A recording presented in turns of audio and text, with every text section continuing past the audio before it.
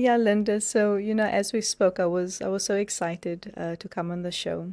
I think it's admirable to preserve our heritage. It's admirable to decide to even discover what our heritage is. Um, I think a lot of us don't like to get into the activism space or get into the space where we need to, begin to delve into the hurtful parts of our past, but it's exceptionally important for us Sid colored people to do so because there's just such a wealth of both painful things but also beautiful things that can divulge out of that.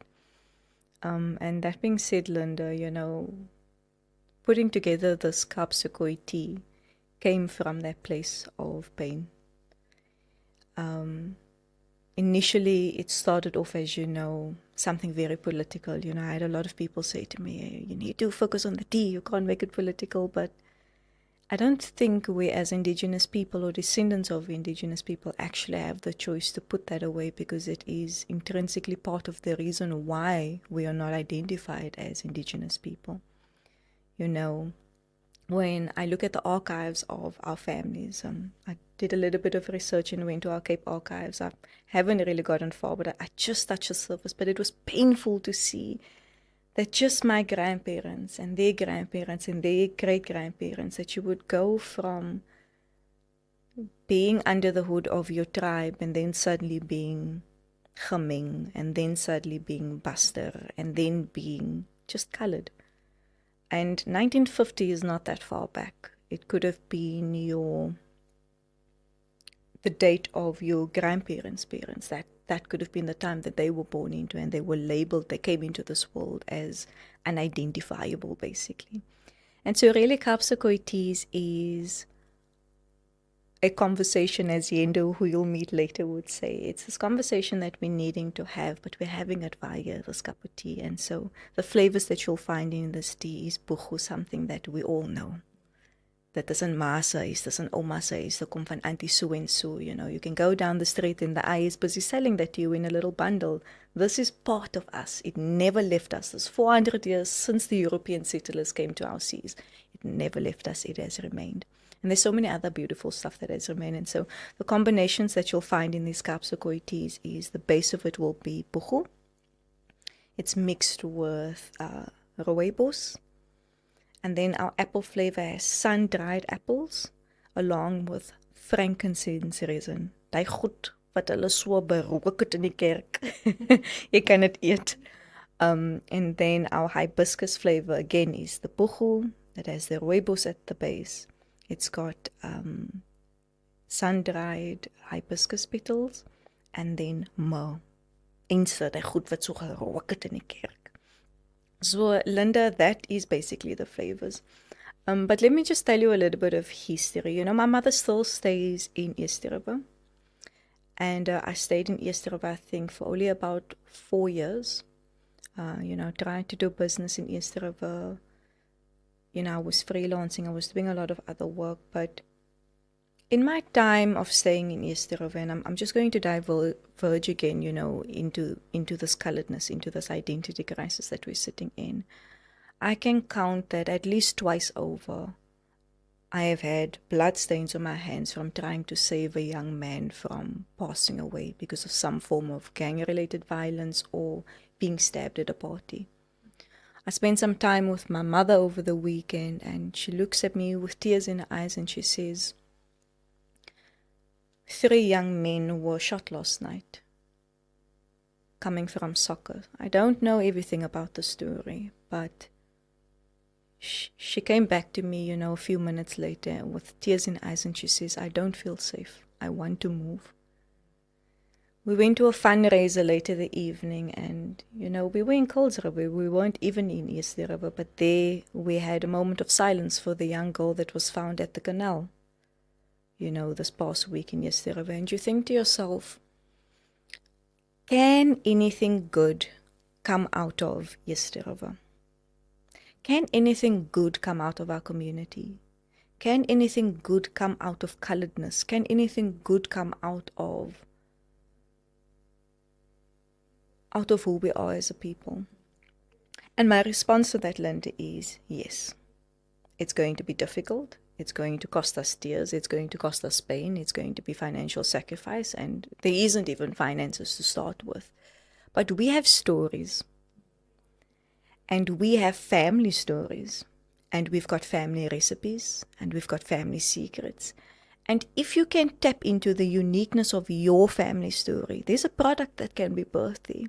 There is something there that can be shared with people, whether it's poetry, whether it's music, which we, will diverge in a little bit later with Yendor and Mikala.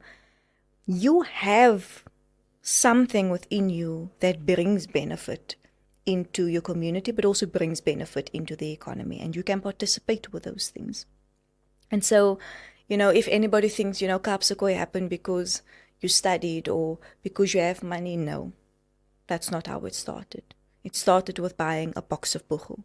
It started with saving up and then buying the next ingredient.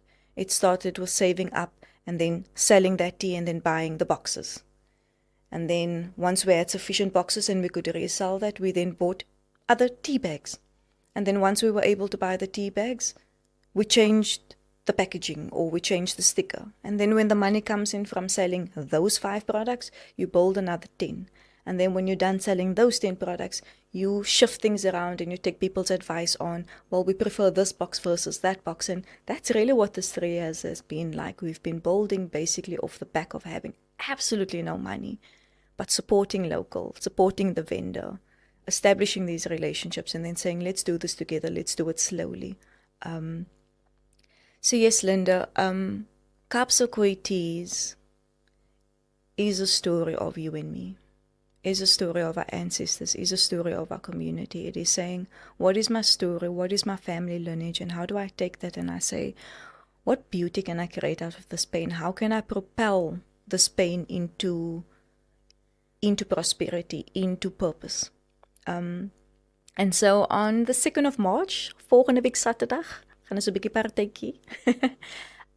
We've got an event coming up. It's called Kaapsekhoi Gin Tea. Nou, ek wil net sê, as jy nie 'n drankie neem nie, dis alright. Want die teetjies, soos wat ek doen in die week, I drink my tea with an Indian tonic. And so if you do not like alcohol, you do not participate in gin, you are still welcome to purchase a ticket. The early bird is 165. There's about 10 of those available. If those get sold out, which is most probably going to happen by the weekend, the tickets is then 185. What you get for 185 is 2 cups of free tea mixed with a gin or tonic. If you do not drink alcohol, you'll have some cups, canapes, and I'm putting a bit of a switch on it. Ons gaat na ouma se kombuis toe. So jy gaat ouma onder die kombuis het. If you know what that is, the meatball with the cabbage, there'll be some vet koek, there will be rooster koek and all of the jampies en die gesoute botter op die tafeltjies. Dit gaan gaaf. And then joining us will be Yendor and Mikala from the band called Urban Khoe. And, Yendor will tell you the story a little bit later on. It is phenomenal what he was able to do in such a trying time. Yendor underwent some painful things that happened to his body physically. And it basically disabled him from being able to participate in the music scene for over 2 decades. And this is him making a comeback. And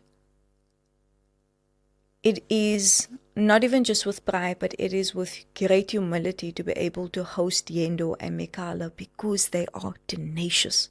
Tenacious from the communities that they come from, tenacious with propelling their pain into prosperity, tenacious in turning it into purpose, tenacious in showing up. And so yes, Yendor will be sharing some amazing music that is written in the 80s as an activist in our communities. And so we'll have an hour slot of some poetry, the beautiful live performance from them. Yes, and so that's the 2nd of March, Kaapsekhoi Gin Tea tasting. You can purchase your ticket via Quicket, and it will be at the quaint little restaurant called 100% in Observatory. I hope to see you all there.